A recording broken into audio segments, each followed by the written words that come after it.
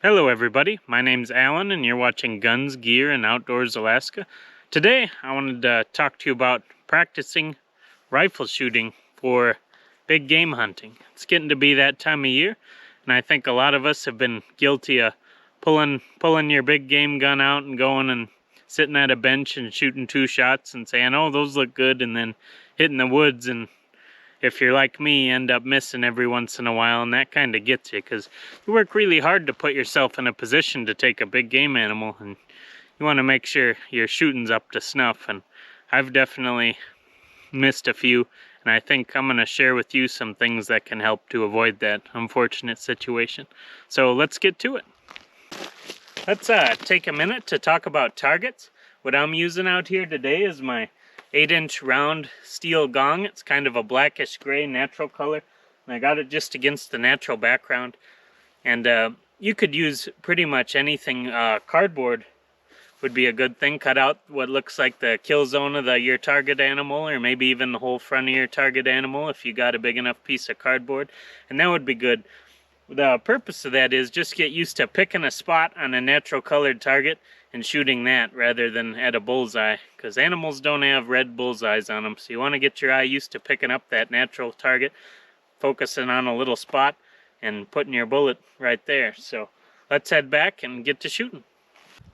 I think the main reason people are probably reluctant about practicing like this is the cost of hunting ammunition. Stuff's pretty expensive, even for a hand loader. The components are expensive. You're usually looking at more than $1 per round, and sometimes a lot more. But a few rounds really goes a long ways with something like this.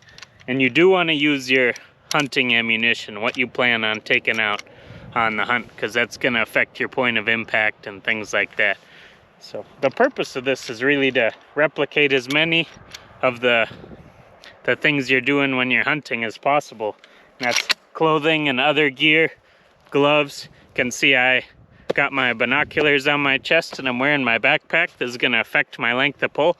And you really kind of want to set up scenarios you might come across in hunting. It's going to be different for everybody because there's all different kinds of hunting. But me, I'm kind of trying to simulate the situation. I'm walking around, got my pack on, got my binoculars on, and I come up on a caribou or something at about 50 or 60 yards, which is how far away from my target I am.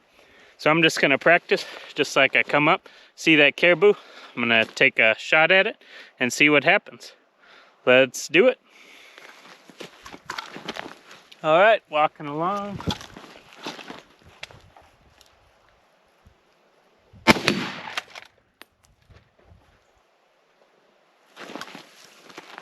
All right, got him that time. One thing, if you noticed, as soon as I shot, I racked the gun. Even if I didn't plan on shooting again, I put another round in the chamber.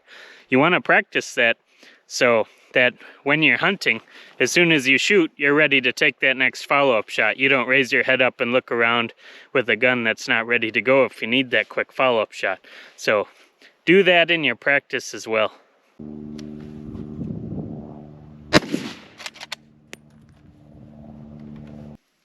The next couple shots I'm going to take sitting, using my pack, bracing off of that.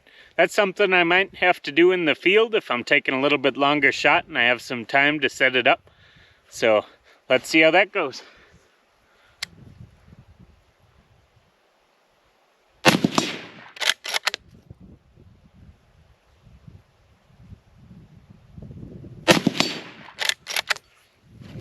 I don't know if you could hear that, but that was 2 pretty solid hits. We're about 115 yards away or so. And I think 150 is about the max I would shoot at an animal with this gun with just the irons. But whatever gun you're using, practice out to as far as you could real comfortably shoot. And this will help you figure out kind of how far you can comfortably shoot under field conditions. And this is just something I might do if you hunt from a tree stand, if you can, if you have a place to do it. Practice shooting from your tree stand, and yeah, just try to simulate what conditions you're going to be in. If you have a blind, set up your blind, shoot from it.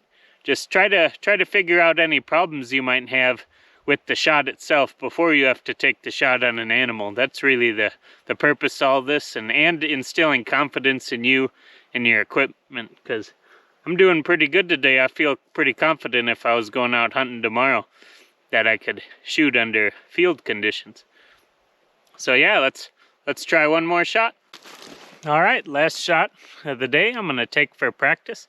Where I hunt, there's an abundance of these little scrubby trees like this. I'm gonna try to brace off of one and take a shot that would simulate me just needing to take a quick little bit longer shot, and I want to be more stable than just standing. But these trees really don't offer too much stability, and I have some brush in front of me I'm gonna have to find a hole and shoot through too.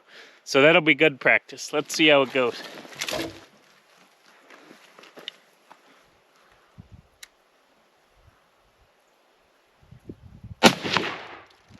Ooh, not good. I missed that one just off the left edge of the plate, but that's why we practice.